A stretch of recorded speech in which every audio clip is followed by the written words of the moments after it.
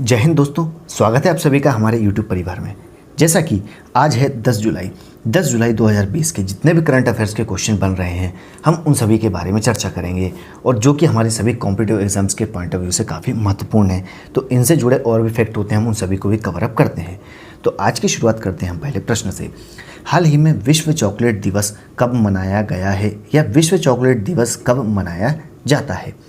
तो जैसा कि चारों ऑप्शंस आपके सामने है, तो इस क्वेश्चन का सही आंसर है 7 जुलाई।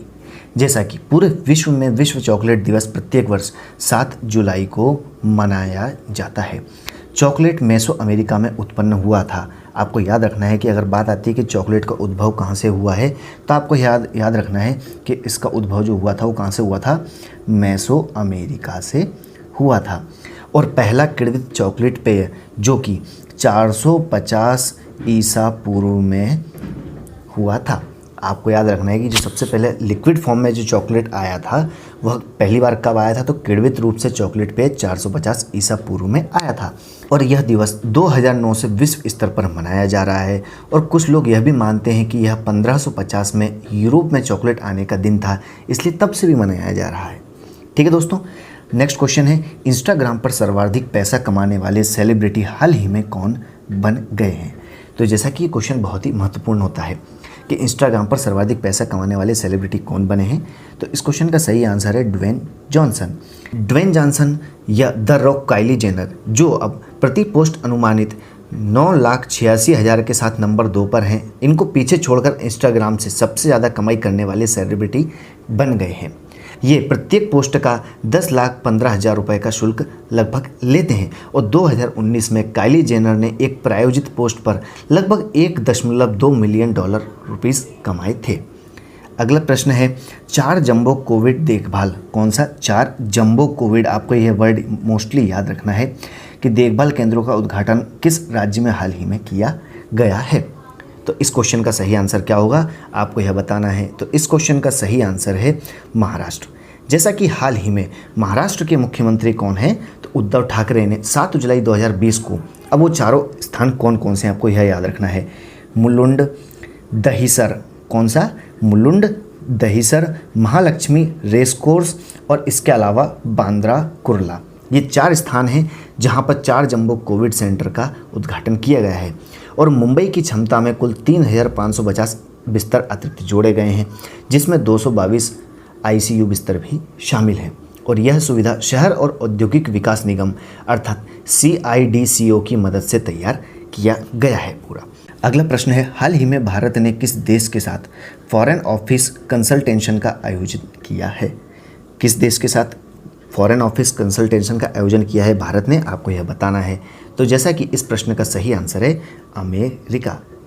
जैसा कि हाल ही में विदेश सचिव हर्षवर्धन श्रृंगला और अमेरिकी under secretary of state for political affairs David Hale ने 7 जुलाई 2020 को वर्चुअल फॉरेन ऑफिस कंसल्टेशन का आयोजन किया था। उन्होंने भारत अमेरिका व्यापक वैश्विक रणनीतिक साझेदारी के तहत राजनीतिक, आर्थिक, वाणिज्यिक, क्षेत्रीय और अंतर्राष्ट्रीय सहयोग सहित अन्य मुद्दों पर संपूर्ण विस्तार की समीक्षा की थी। जैसा कि आपको बता दें कि अमेरिका के राष्ट्रपति कौन है, तो डोनाल्ड ट्रंप हैं। और हाल ही में अमेरिका में चुनाव भी कुछ समय बाद आयोजित होने वाले हैं।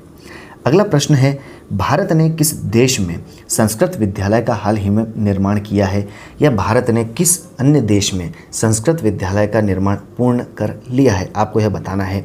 तो जैसा कि इस प्रश्न का सही आंसर है नेपाल। जैसा कि हाल ही में नेपाल के इलम, कौन सा इलाका है, तो आपको यह याद रखना है कि नेपाल के इलम में श्री सप्तमयी गुरुकुल संस्कृत, कौन सा, श्री सप्तमयी गुरुकुल संस्कृत विद्यालय का उद्घाटन किया है। बारबोट ग्राम विकास समिति में संस्कृत विद्यालय नेपाली रुपए कितने हैं, तो 31.13 मिलियन नेपाली रुपए की लागत से नेपाल भारत मैत्री सहयोग विकास कार्यक्रम के तहत इसको तैयार किया गया है। और नेपाल का नवनिर्मित बुनियादी ढांचा छात्रों के लिए सीखने के माहौल को बढ़ावा देने के उद्देश्य से तैयार किया गया है। जैसा कि यहाँ के प्रधानमंत्री ओली हैं, जिनका मुद्दा भी काफ़ी चल रहा है, क्योंकि भारत चीन सीमा विवाद के बीच में नेपाल भी आकर कूद पड़ा है, जिसकी वजह से नेपाल में जो वहाँ की सरकार है उसकी स्थिति भी अब डाबाडोल होती हुई नज़र आ रही है। अगला प्रश्न है, हाल ही में किस अभ्यारण्य को उन्नत अर्थात अपग्रेड करने का फैसला लिया गया है। या फिर यह क्वेश्चन दूसरे तरीके से किस तरह से बन सकता है, तो आपको यह भी याद रखना है कि हाल ही में किस अभयारण्य को राष्ट्रीय उद्यान के रूप में उन्नत करने का निर्णय लिया गया है। तो जैसा कि इस प्रश्न का सही आंसर है बी ऑप्शन, देहिंग पटकाई। असम सरकार ने देहिंग पटकाई वन्य जीव अभयारण्य, आपको यह याद रखना है कि यह कहाँ पर है, तो आपको यह भी याद रखना है कि यह असम में है। असम सरकार ने देहिंग पटकाई वन्य जीव अभयारण्य को एक राष्ट्रीय उद्यान के रूप में उन्नत करने का निर्णय लिया है। इसकी कुल क्षेत्रफल की बात करें तो 111.942 वर्ग किलोमीटर का वन्य जीव अभयारण्य बड़े देहिंग पटकाई हाथी अभयारण्य के भीतर स्थित है, जो ऊपरी भाग असम के अंदर कौन कौन से आएंगे, तो आपको याद रखना है डिब्रूगढ़, तिनसुकिया और शिवसागर के कोयला और तेल समृद्ध क्षेत्र वाले जो जिले हैं इनमें फैला हुआ है। इसके साथ ही ऐसा माना जाता है कि यह असम में तराई के वर्षा वन क्षेत्रों का अंतिम बचा हुआ सन्निहित स्थल है, जहाँ पर यह क्षेत्र पूरा बना हुआ है। जैसा कि इसके अलावा असम की बात करें तो इसके अलावा असम में मानस राष्ट्रीय उद्यान है और दूसरा आता है काजीरंगा राष्ट्रीय उद्यान, जो कि एक सींग वाले गैंडे के लिए प्रसिद्ध है। तो कौन कौन सा है, आपको याद रखना है कि काजीरंगा जो नेशनल पार्क है वह एक सींग वाले गैंडे के लिए फेमस है और दूसरा मानस राष्ट्रीय उद्यान है। ये दोनों कहाँ पर हैं, असम में है। हम अगले प्रश्न की ओर बढ़ते हैं। हाल ही में किस देश में दुनिया के पहले गोल्ड प्लेटेड होटल का निर्माण पूर्ण हुआ है, या हाल ही में किस देश में दुनिया के पहले गोल्ड प्लेटेड होटल का संचालन प्रारंभ हुआ है। तो इस क्वेश्चन का सही आंसर है वियतनाम। दुनिया का पहला गोल्ड प्लेटेड होटल वियतनाम में खोला गया है। देखा जाए तो यह होटल किसी सपने देखने के जैसा ही समझ सकते हैं आप, यह किसी सपने में सोचा हुआ एक ख्वाब ही है, क्योंकि ऐसा होना बहुत ही नामुमकिन लगता है, लेकिन ऐसा असल में वियतनाम में हो चुका है, क्योंकि दुनिया का यह जो होटल है यह पहला गोल्ड प्लेटेड होटल है, जो कि कुल 25 मंजिला बना हुआ है। कितना मंजिला है, तो आपको याद रखना है 25 मंजिला है, जिसमें कुल 400 रूम बने हुए हैं। इसके अलावा इसको बनाने में कुल कितने समय लगा है, तो आपको याद रखना है कि 11 साल लगा है। और इस पूरे होटल के निर्माण में लगभग 10 टन सोना बताया जा रहा है।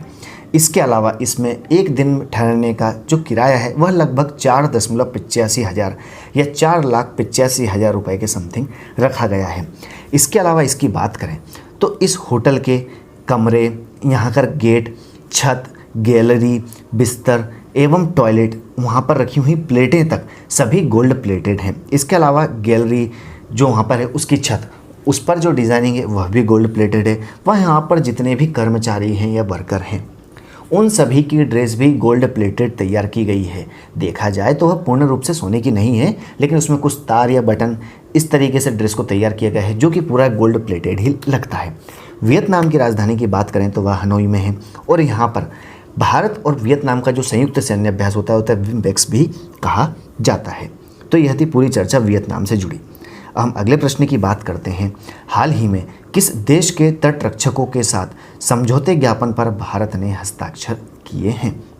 आपको क्या बताना है कि भारत ने किस देश के तटरक्षकों के साथ समझौता ज्ञापन पर हाल ही में हस्ताक्षर किए हैं? तो इस प्रश्न का सही आंसर है इंडोनेशिया।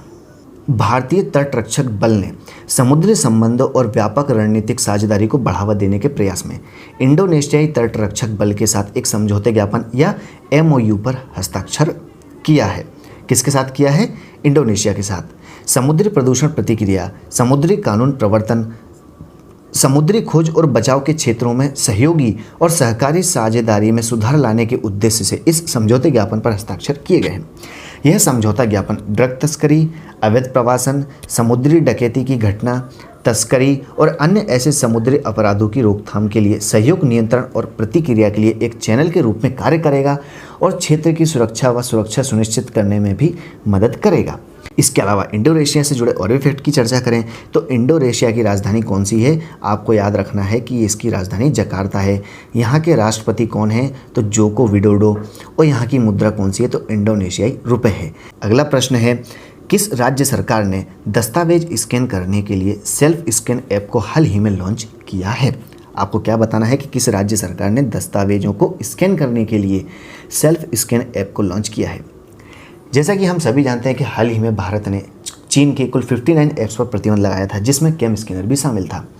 जिसका कार्य भी एक तरीके से देखा जाए तो दस्तावेज को स्कैन करना ही होता है। तो हाल ही में पश्चिम बंगाल सरकार ने, किस सरकार ने, आपको याद रखना है कि पश्चिम बंगाल की राज्य सरकार या पश्चिम बंगाल सरकार ने दस्तावेज को स्कैन करने के लिए सेल्फ स्कैन ऐप को लॉन्च किया है। और यहाँ की मुख्यमंत्री कौन है? तो हम सभी जानते हैं, ममता दीदी या ममता बनर्जी, जिन्होंने इस ऐप को या इस मोबाइल एप्लीकेशन को लॉन्च किया है। यह एप्लीकेशन दस्तावेजों को स्कैन करने के लिए राज्य के सूचना प्रौद्योगिकी विभाग द्वारा विकसित की गई है और सेल्फ स्कैन ऐप पूरी तरह से सुरक्षित और सेफ ऐप है। इसके सर्वर पर कोई डाटा सेव भी नहीं होता, यह सबसे अच्छी बात है इसकी। इसके अलावा पश्चिम बंगाल की राजधानी कोलकाता, यहाँ के मुख्यमंत्री ममता बनर्जी व यहाँ के राज्यपाल कौन है? जगदीप धनखड़ हैं। अगले प्रश्न की चर्चा करते हैं, जो कि लास्ट प्रश्न है कि 66वें चेस ग्रैंड मास्टर का खिताब हाल ही में किस भारतीय ने जीता है? आपको क्या बताना है कि 66वें चेस ग्रैंड मास्टर का खिताब हाल ही में किसने जीता है? तो इस क्वेश्चन का सही आंसर क्या होगा? तो इस क्वेश्चन का सही आंसर है ऑप्शन सी, जी आकाश। जैसा कि हाल ही में भारत के 66वें शतरंज ग्रैंड मास्टर कौन बन गए हैं? जी आकाश। इसकी पुष्टि अंतर्राष्ट्रीय शतरंज महासंघ अर्थात इंटरनेशनल चेस फेडरेशन, या जिसे FIDE भी कहा जाता है, कि वर्ष 2020 की परिषद की दूसरी बैठक में यह घोषणा की गई है कि इस बार 66वें ग्रैंड मास्टर के जो खिताब वो जी आकाश ने जीता है। जैसा कि आपको बता दें कि जी आकाश ने साल 2012 में राष्ट्रीय खिताब भी जीता था, जिसके बाद इंटरनेशनल मास्टर खिताब इन्होंने अपने नाम किया था। उसके साथ साथ गोवा के अमेया ऑडी ने भी इंटरनेशनल मास्टर का खिताब अपने नाम किया है। किसने किया है? आपको साथ में यह भी याद रखना है कि गोवा के अमेया ऑडी ने भी इंटरनेशनल मास्टर खिताब को अपने नाम किया है।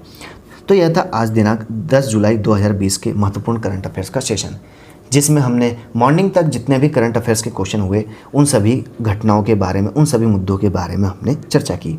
आई होप कि यह वीडियो आपको पसंद आया होगा और आपके सारे क्वेश्चंस से रिलेटेड डाउट होंगे वो क्लियर हो गए होंगे। अगर आपको और कोई भी क्वेरी है या आपके कुछ सुझाव हैं तो आप हमें कमेंट बॉक्स में अवश्य दें। Thanks for watching. जय हिंद।